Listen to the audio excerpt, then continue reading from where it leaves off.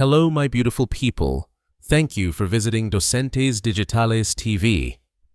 In this video, we're going to do the feedback session from the previous video.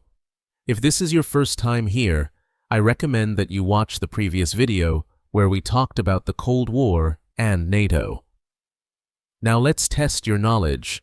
Did the Cold War happen before World War II? No. The Cold War began after World War II ended in 1945. Was NATO created during the Cold War?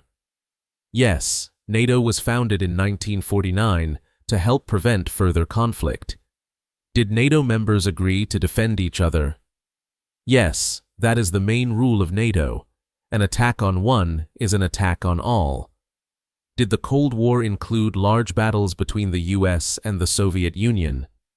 No. It was a war of tension, ideology, and threats, not direct combat. Did NATO help stop World War II? No, NATO was formed after World War II. Was the Soviet Union part of NATO? No, the Soviet Union was not part of NATO. It was considered a rival. Did the Cold War end with a peace treaty? No, it ended with the fall of the Berlin Wall and the collapse of the Soviet Union. Is the Cuban Missile Crisis part of Cold War history? Yes, it was one of the most dangerous moments during the Cold War.